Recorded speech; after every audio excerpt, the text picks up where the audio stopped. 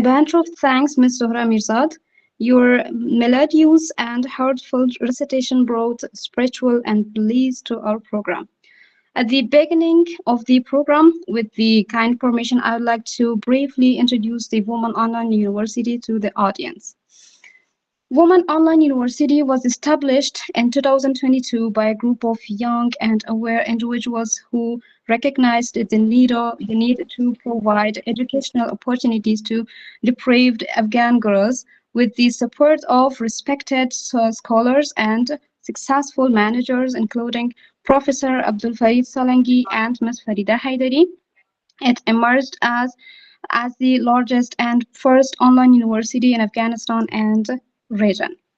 Women Online University offers undergraduate programs in 15 faculties, including medicine, engineering, computer science, Sharia, law and political science, economics, journalism, psychology, agriculture, language and literature, and education faculties.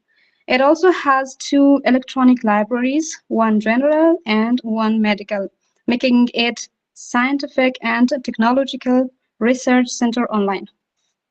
The university offers short-term and long-term courses to enhance the capacity of professors and students to continue to provide webinars and seminars every week with more than 500 experts, professors, and students' participations.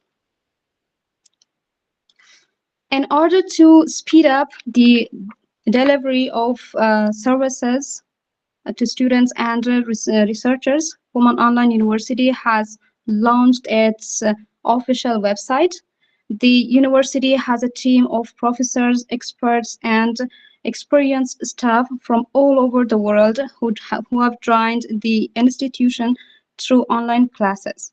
Women Online University successfully provided educational services to more than 14,000 students without any financial cost. It also announces its readiness to offer more educational services to students in the future semesters. Thank you. And at this stage of program, I respectfully request our publication team to play the biography video of the today's program host to the audience. Thank you. A dedicated professor enters the community by nurturing curiosity and fostering critical thinking. Andrew Arson is a professor in hydrology at the University of Saskatchewan in Canada. His research focuses on understanding and predicting the movement of water and chemicals through the landscape, particularly in cold regions dominated by snow and ice. Andrew received his PhD in hydrology from Imperial College London in 2008 and moved to Saskatchewan in 2011. Since 2021, Andrew has been volunteering to support refugees from Afghanistan in Saskatchewan and to support women and girls in Afghanistan to realize the potential through education. Thank you once again for your commitment and positive impact you have dedicated for everything you have done.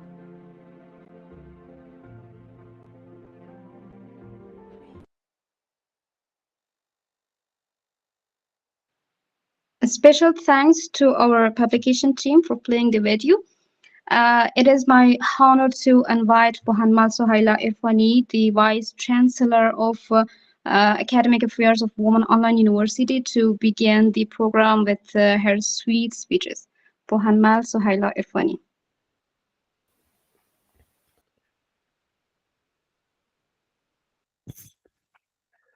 I think she is not present, but instead of her, could we invite the other Vice Chancellor, Ms. Zamani, please?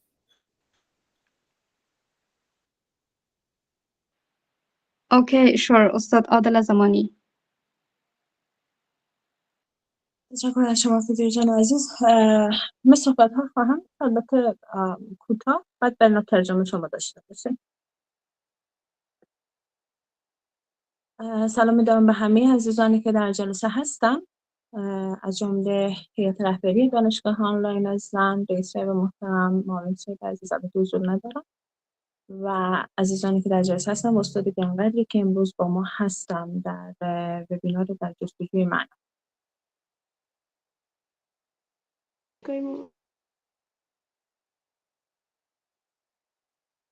Miss Anusha Shams, are you there? Hello and greetings, everyone. Yes, I'm here. So, as Ms. Adela said, it was just a greeting sentences for Sir and everyone. Welcome to tonight webinar and some greetings speech. So, Ms. Adela, you can continue, and I will help with the translation. شکر عزیزم. خب امروز قرار هست در مورد جستجوی معنا صحبت بکنیم. میزبان دانشکده ادبیات هست در دانشگاه آنلاین زن و موضوع بسیار جالبی هست به خاطر از اینکه یکی از مراکز گسترده بررسی عرفان و ادب در ادبیات جهان، در تاریخ ادبیات جهان افغانستان بوده. بنابراین در ادبیاتی که ما داریم در زبان‌های ملی خود هم داشته و هم داری بحث جستجوی معنا و بحث این که چقدر میتوان از لایه‌های ابتدایی سخن فراتر رفت همیشه مطرح و پررنگ بوده. Yes, so as Ms. mentioned that tonight's webinar is going to be according to the topic by the name of your search for meaning, which is scientifically and according to the researchers in Afghanistan, is very significant, and we would like to continue about this topic and would like to discuss about it a little more. This is going to be organized from the Women Online University, and the founders and the helpers are making this webinar happen. So, Ms. Odala, you may continue. I will I'm just going to mention the specific things. و خوشحال هستیم که این فرصت این بار به ما داده شده که از صحبت‌های پروفسور بشنویم و بیشتر بیاموزیم. خیلی لازم نیست که وقت بگیریم و ما صحبت‌های بیشتری داشته باشیم. بهتر هست که بریم صحبت‌های پروفسور و سعی بکنیم که امروز در جلسه‌ای که پیش رو داریم بیشتر در مورد مسائلی که مربوط به جستجوی معنا هست بیاموزیم. فکر می‌کنم اندازه خوب بودن میشه عزیز. Vale, tashakkur. So, as Ms. said, we just don't want to waste time too much. We would like to continue the program according to the syllabus and according to the professor, the things that you're going to mention, and we're going to continue the webinar according to our schedule. And we would like to have you, and we are glad that tonight you are here and helping us with this webinar. So thank you so much, sir, and thank you everyone for joining this webinar. We may continue the program. تشکر از شما. من هم مثل بقیه عزیزان که در جلسه هستم میشنوم و استفاده. It was a great appreciation that I thank the Vice Chancellor of Students Affairs that officially commencing the program with deep respect and admiration. Now I invite the esteemed organizer of today's event, Professor Andre Arson, to come forward and begin the program. Professor Andre Arson. Thank you very much, Tashakkur. Salam alaikum, everybody. I hope you can hear me okay. And I hope that you will be able to understand my English. If I'm speaking too fast, please let me know. I want to just say it's a really great privilege for me to be able to join you today. I'm extremely grateful for the invitation to speak to you. I want to take a minute to just say some thank yous. So I want to thank some of my students in Afghanistan who have helped me to make this happen, and in particular, Mohadessa. Thank you, Mohadessa. I also want to thank Taiba, who actually introduced me to the book that we will talk about today. I also want to thank the organizers who have put this very nice seminar together for me and for you. So I'm very, very grateful to everybody that's made this happen. And it's my great privilege and honor to be with you today. So I will try now to share my screen with you, and let's see if that's going to work.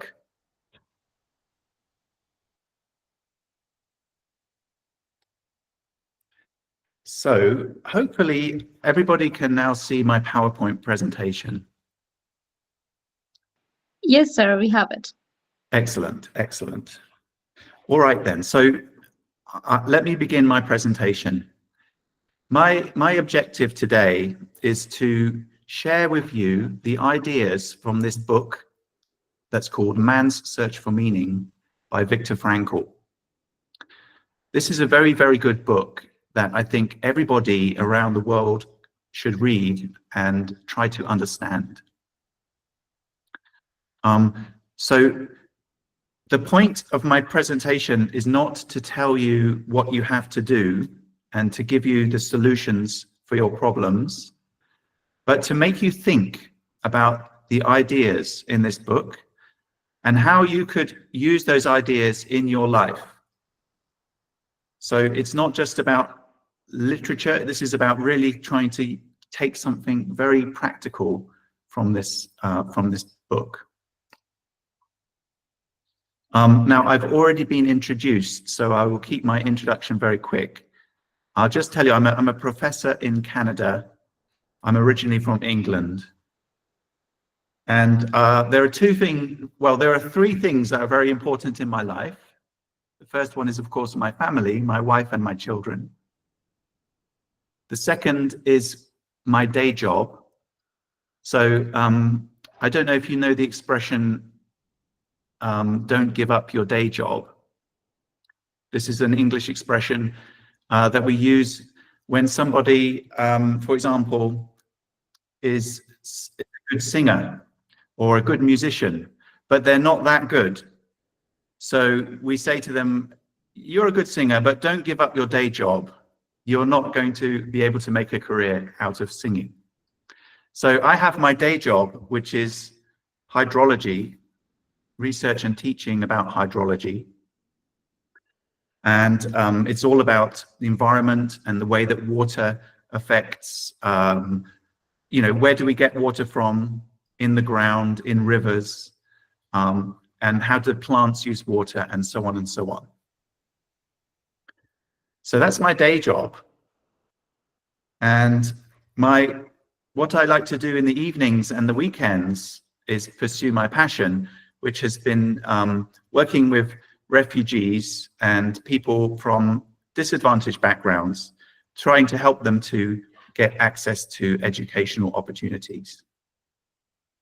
And I've been so privileged to get to know many people from the Afghan community in Saskatoon, where I live, who have taught me so much. And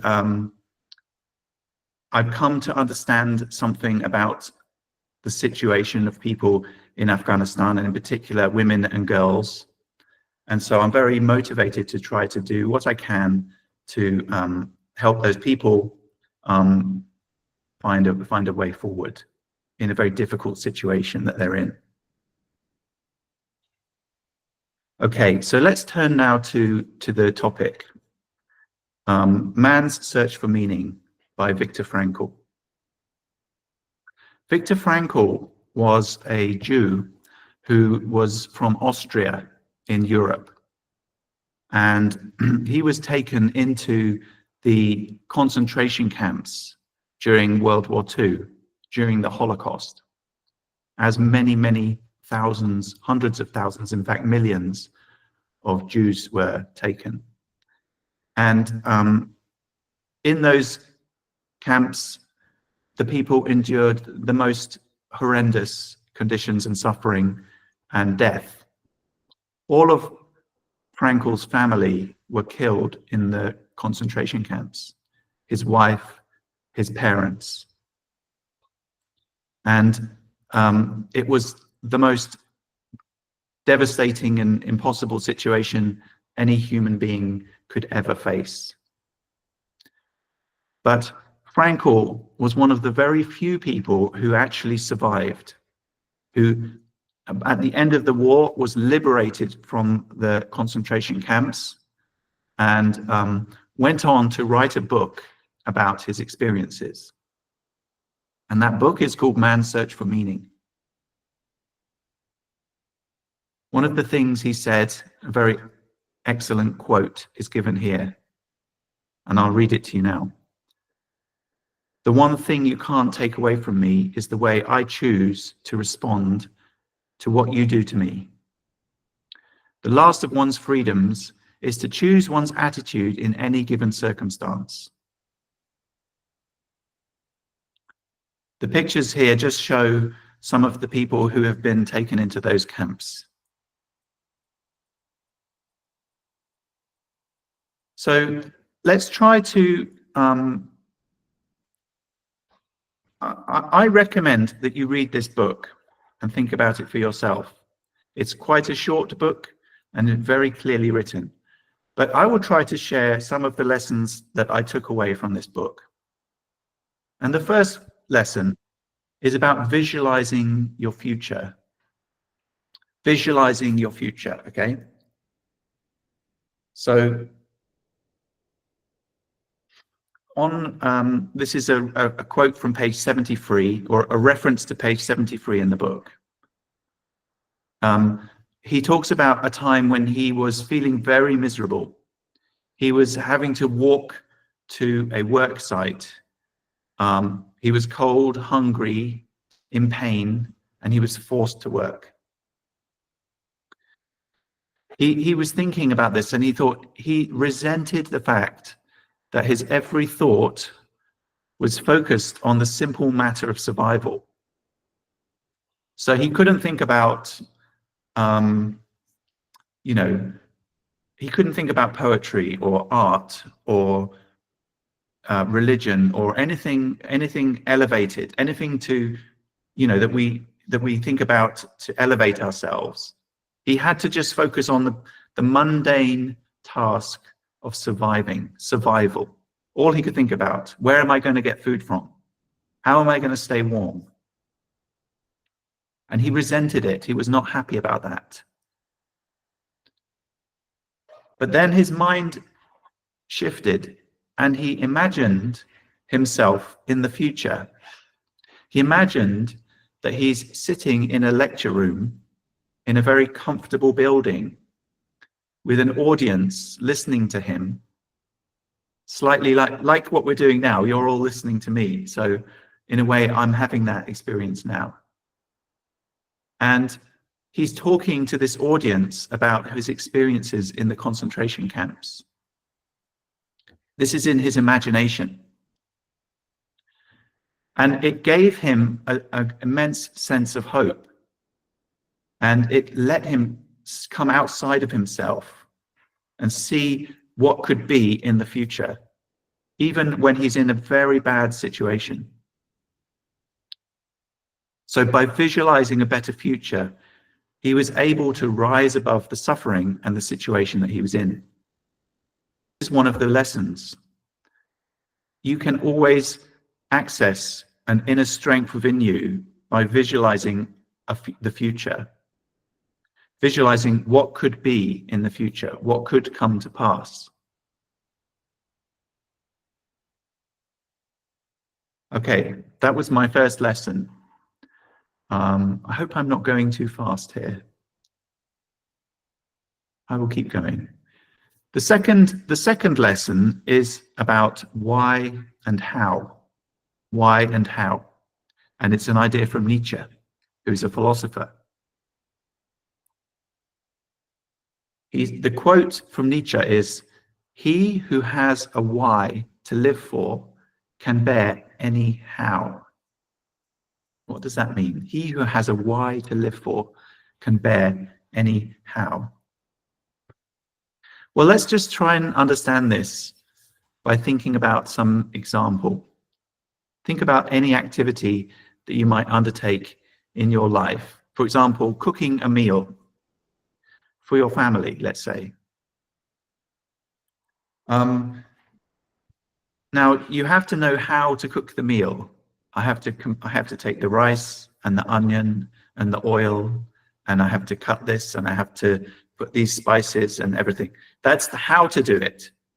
Okay? Many people, everybody knows, well, not everybody, but most people know how to cook. But what about why to cook? Why are you cooking the meal?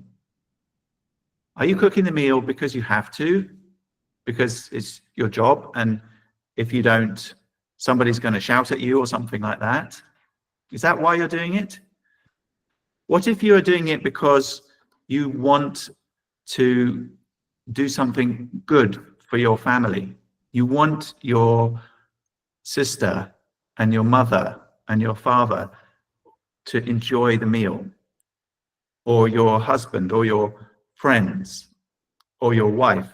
Okay, you want the people that you're cooking the meal for to enjoy it. If you have that as your motivation, then your cooking will be a lot better, won't it? Because you're doing it with a passion. You're doing it out of a sense of, you know, that you want to do something for somebody else through your cooking. So which is more important, knowing how to cook the meal or wanting to do it, really having a why for why you're doing it? So my take-home message here is, if you know why you're doing it, even if you don't know how to cook, you're going to figure it out, and you will learn to be an excellent cook. But this is just an example, okay? You could take this to anything that you do in life, any activity that you might do. If you are only doing it because you have to do it, or it's just your habit, then you're not going to be doing it with any level of passion. If you know why you're doing it, what's the of this, then it will be a lot better. So, oops. Now we can take this idea and we can apply it much more widely to our lives. And we can apply it to everything we do in life. Like, overall, what is my purpose in life? Why am I here? Why am I here in this particular situation? Am I just in this world to be like a fish in a river, moving with the water? Or is there something else? Should I be looking for some other motivation, some other reason to be here, to find my purpose? And if you find your purpose, your why, you find your why, then the how will follow naturally. So we think too much about the how, and we don't think enough about the why. That's the point of this, okay? Okay, let's keep moving. So how do you find your why? How do you find your meaning, your purpose in life?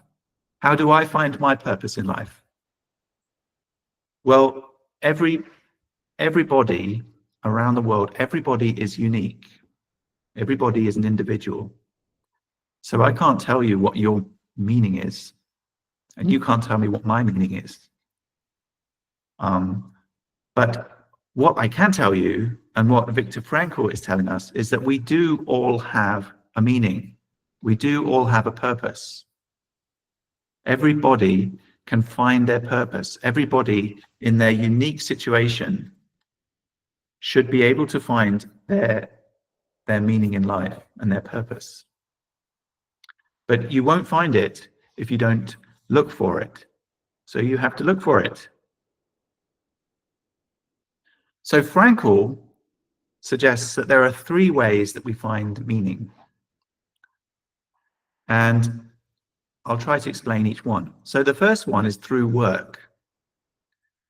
You might think that sounds a bit strange. How do you find meaning through work? Work is something that you have to do, and sometimes you don't want to do it, but you have to do it because everybody has to do work, right? But we can find meaning in our work, whatever our work is. If you take, for example, a builder has to build a house, right? That's what his job is. or her job is. He or she builds houses. And when that person, their heart and their passion into building a house, they can build a really, really beautiful house. And every time they build a house, the next house can be a little bit better than the house they built last time.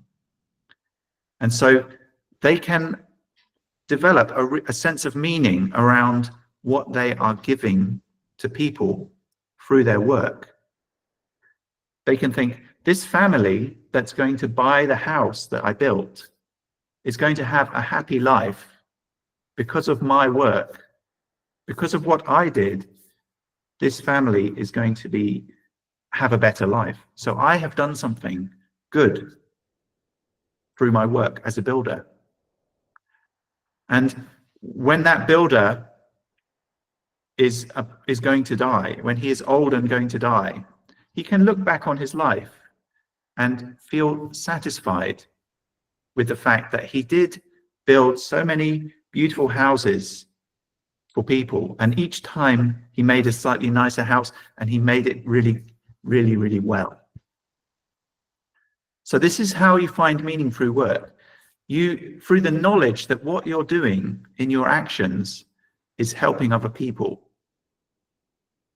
And any job, every single job, is helping people in some way. So if you can find that passion and that meaning from your work, that is one way to find meaning in your life. Now, the second way that Frankl says you can find meaning is through love. And what does he mean by this? Well, maybe this is easier to explain, okay? But when you love somebody, you want to do everything for them, don't you? So you want to, you yourself are prepared to, let's say, suffer if your suffering will bring something good for another person. One example that Frankl talks about is an old man. An old man who has been married, his wife died. And he comes and he says, I don't think I can live anymore because my wife has died. I feel so sad. And Frankl says to him, well, would it have been better if you had died before your wife? Now, if you had died before your wife, now your wife would be suffering what you are now suffering. So maybe you should think about it like that. You are sacrificing. You are the one who is suffering now, and not your wife. And maybe that is a good thing that you're doing. This is your task. This is your purpose. And the man found that very thought-provoking, and he went away and thought about it. But in general, if we have somebody that we love, that will help us to find meaning because we want to do something for them. Now, the final one, and this is the hardest one, is to find meaning through suffering. And you have to remember that Viktor Frankl himself was suffering in the most unimaginable way when he came up with these ideas. He was at the point where he had basically no hope. He was seeing people dying all around him, and there was no to have any optimism or hope for the future. And yet he somehow managed to do that. And he came to think about it as that his suffering was in itself meaning. but not just his suffering, but how he responded to his suffering, how he responded to his situation. So, like the quote at the beginning, the people can do anything to you, but they cannot change how you respond to the suffering that they inflict upon you. That is for you. That is yours. Okay, so through that suffering, you can find, and through how you deal with the suffering and how you respond to it, you can find meaning. Now, I don't know about you, but I find that a little bit hard to understand. And maybe it's hard for me to understand that because I haven't been in that situation in my life. So, you know, it can be difficult to understand these ideas. This is why I really strongly think it's a good idea for you to read the book yourself and really think about it carefully, what he's trying to say. Maybe there is a useful message in that. When I talk to students in Canada, I like to get them to think about the problems in the world, the big problems in the world. So what are the problems that the world faces these days? And I've written a list here of some of them. So poverty, hunger, disease, war, and human rights. These are problems that the world has always faced. And we can minimize them. But there are also what I'm calling emerging future challenges. These are problems that are becoming more and more serious. And these include climate change, the growing population, the need for more food and the need for more food grown using less water and land, because we're running out of water and land, and the need for sustainable clean energy. So these are the problems. Now, every problem is an opportunity for meaning, right? You can pursue a career that will try to address and minimize some of these problems, and that is a very good way to find meaning. So when I'm talking to my Canadian students, I'm telling them, you shouldn't focus only on money. You need money, but money will not make you happy. What will make you feel fulfilled at the end of your life is having done something meaningful. And so you should try to do that. Now we have the UN, the United Nations. And do you know about the United Nations? It's an organization that actually began after the Second World War. Part of the reason that they began the United Nations was the horrors of the World War II, including the Holocaust that Viktor Frankl talked about. So people at that time wanted that to never happen again. And they wrote this document, which is called the United Nations Charter, which is really quite an inspiring document. It says, "We, the peoples of the United Nations, determined to save succeeding generations from the scourge of war, which twice in our lifetime has brought untold sorrow to mankind, and to reaffirm faith in fundamental human rights, in the dignity and worth of the human person, in the equal rights of men and women, and of nations large and small." And I won't read the rest, but you can see that this is a really good document.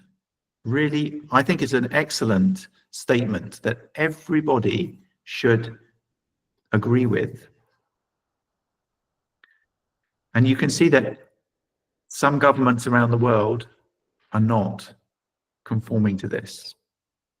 For example, the equal rights for men and women. So that's very good. That was 1945. If we come to today, the United Nations has this set of 17 goals, sustainable development goals, they call them. And this is something that they want people to, countries to adopt, all countries around the world to adopt these goals, to eliminate poverty, to eliminate hunger, to provide everybody access to education, to provide equal gender equality, so men and women have the same opportunities, to provide clean water and sanitation, and so on and so on. Okay, so it's worth understanding the sustainable development goals, and if you have a passion in, I don't know, in engineering or in medicine or in politics, you can understand how through your work you can contribute to these sustainable development goals. And for me, of course, as a hydrologist, my interest is in sustainable development goal number 6.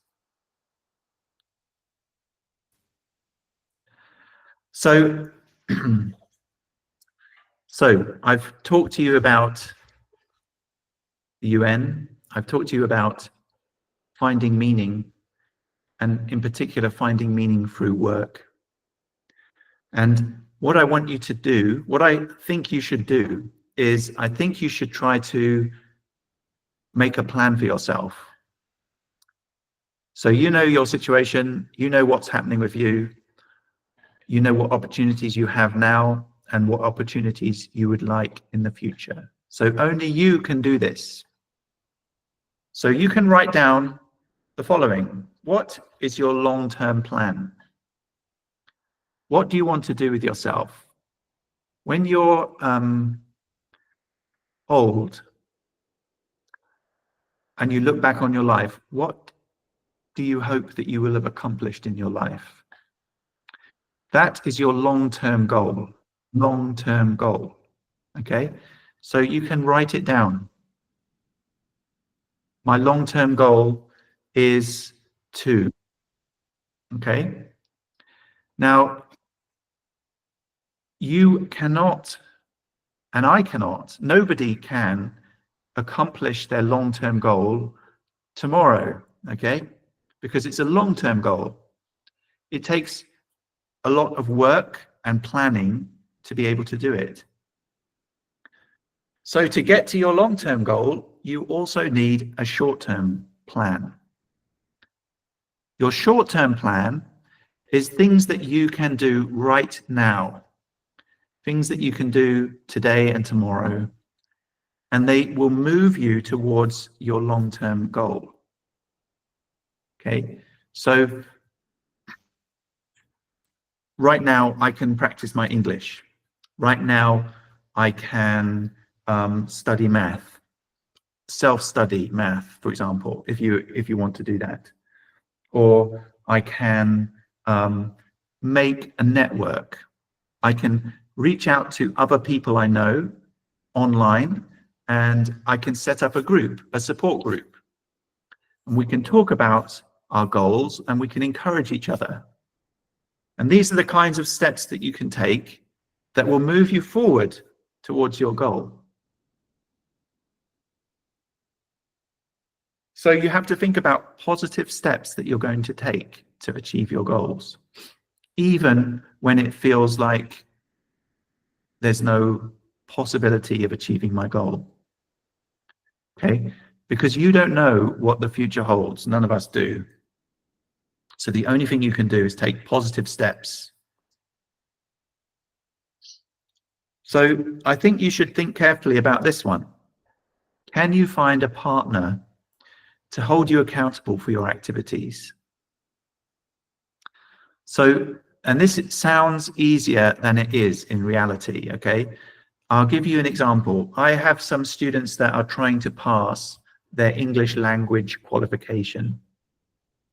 And it's quite hard, isn't it, to pass that test? And it's also hard to be disciplined and study every day. So I tried to make students pair up. They have a partner. And they have to, the partner has to hold the other partner accountable. So you talk to each other every week and you say, what did you do this week? What will you do next week? What did you do badly and what will you do better next time? So anyone, every single one of you could do that.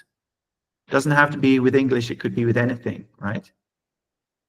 It takes a bit of effort, but if you push yourself and find that partner, that will be very good for you, right? You can use that partner to motivate you, even if it's somebody you don't even know. It could be a complete stranger, but they're also trying to achieve something. Okay, those are my recommendations that you can do. And again, I'm not telling you what your goal should be. You have to find that for yourself. So let's wrap up my talk now. My main points are: never give up.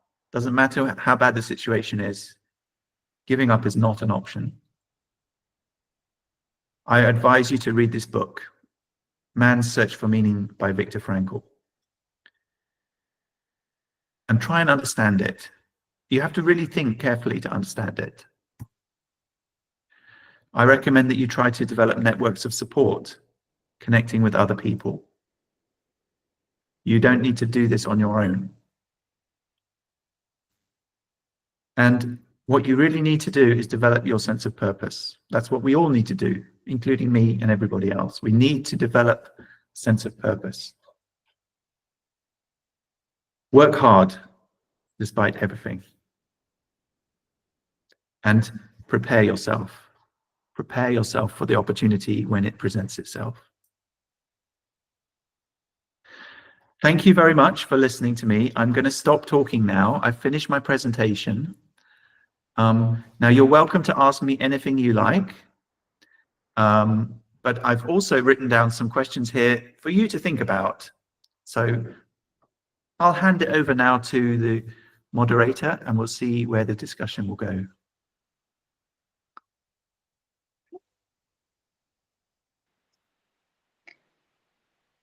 We are truly grateful for valuable words spoken by Professor Andre Arison.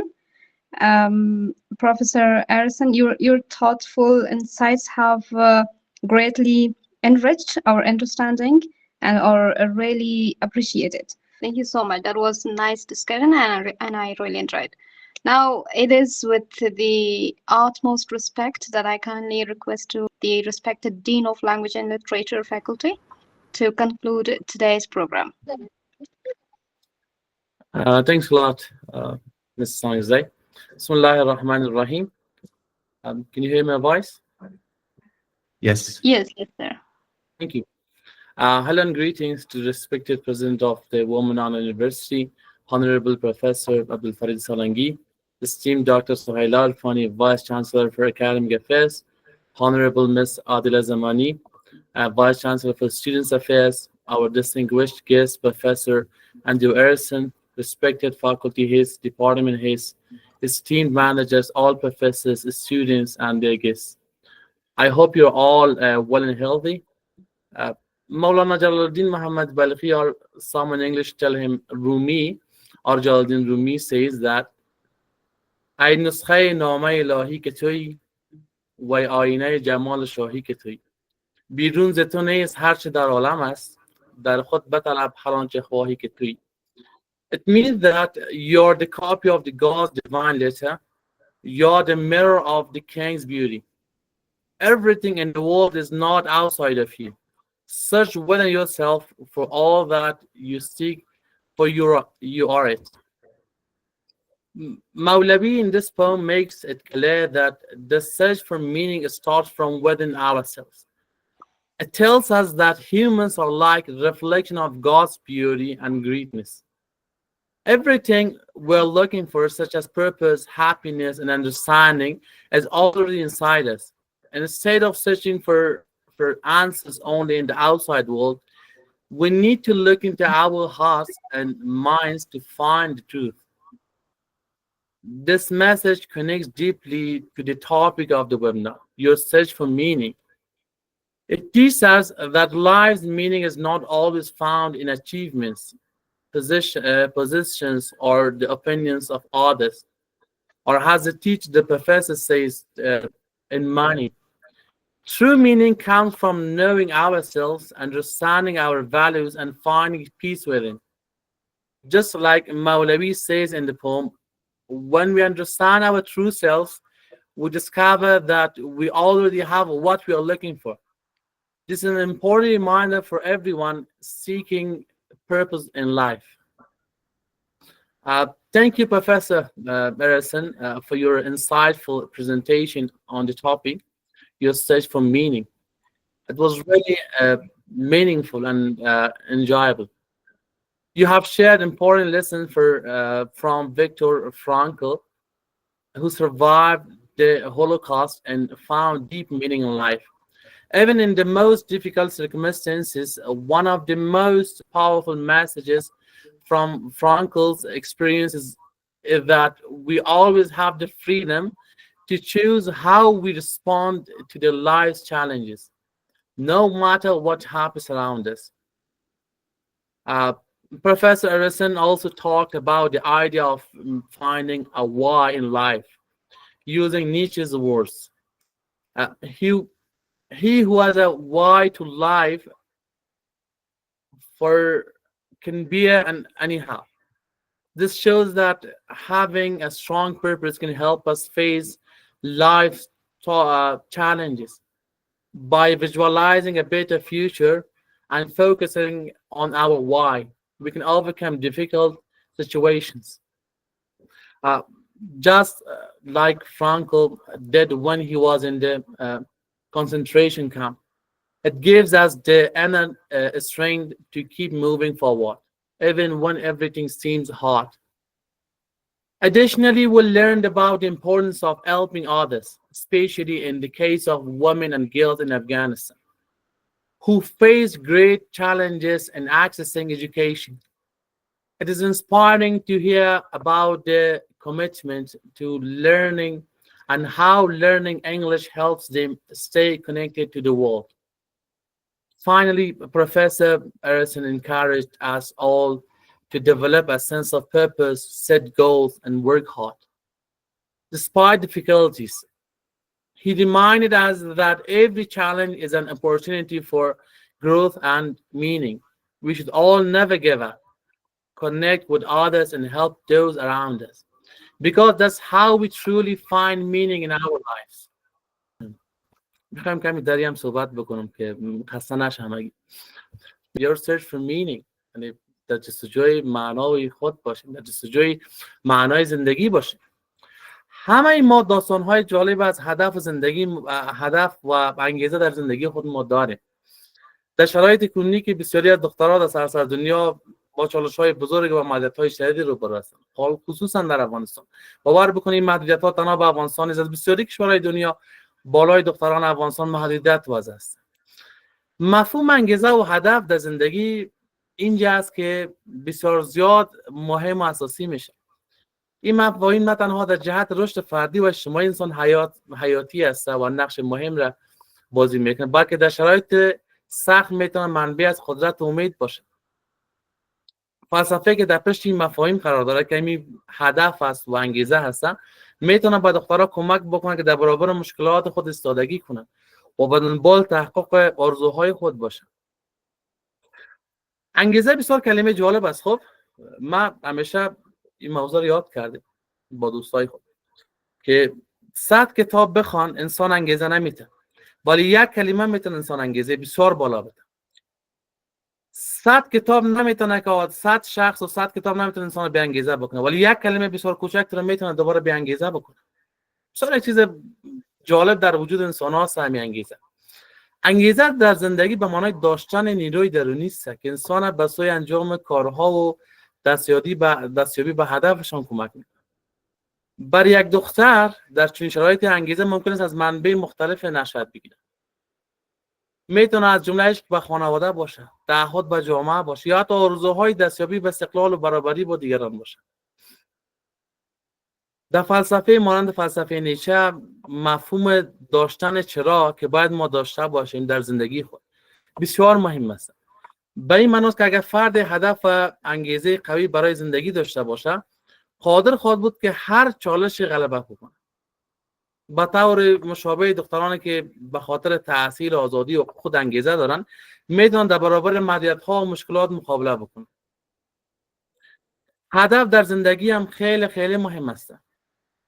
دخترانی که در چنین شرایطی مانند افغانستان با چالش‌های بسیار زیاد به خاطر تحصیل خود، به خاطر رشد خود با چالش مواجه هستند، اما بازم هدف دارن و میخواین که واقعا پیشرفت بکنن. چون یک موضوع اصلی بفهمین که این روزگار تیر میشه. به هیچ وجه خب ممکن شما یک سال 20 ساله باشین، 22 باشین، ممکن 50 60 سال زندگی کنین، به این فکر باشین که به هیچ وجه 50 سال این گونه وضعیت نمیمونه. ولی از طرف دیگری به هیچ وجه زندگی دوباره دور نمیزنه و به این فکر باش که برو فعلا هیچ کار نمیکنم، در خانه میشینم، قراره که خواب میکنم، تلویزیون میبینم، ساعت خود تیر میکنم و بعد که با این شرایط آرام شد، شرایط که بهتر شد، باز دوباره شروع میکنم از جایی که توقف داریم. نه، امکانش نیست. گاهی به جای خود رسیدین که دیگر نمیتونین که دوباره از اینجا شروع بکنین. پس راه حل نمیم است که شما از این حال دیگر پشت محدودیت ها نگردین و در جستجوی همون چرا باشین. Why in your life, yeah? در زندگی چیز بیشتر از انگیزه و هدف نمیتونه ما را به جلو هدایت کنه. وقتی که احساس میکنیم که در دنیای از مشکلات و چالش ها ما غرق شدیم، تنها چیزی که میتونه ما را از این وضعیت بیرون بیاره یک هدف روشن است. هدفی که به ما یادآوری کنه که چرا هر روز از خواب بیدار میشیم، چرا باید تلاش کنیم. این هدف میتونه یک آرزوی بزرگی باشه یا حتی یک هدف کوچک که هر گام نزدیکتر به اون شویم و همون هدف ما را به هدف بزرگ بسازه. و بعضی اوقات هدفهای کوچک که به او برسیم ما را خیلی زیاد خوشحال میسازه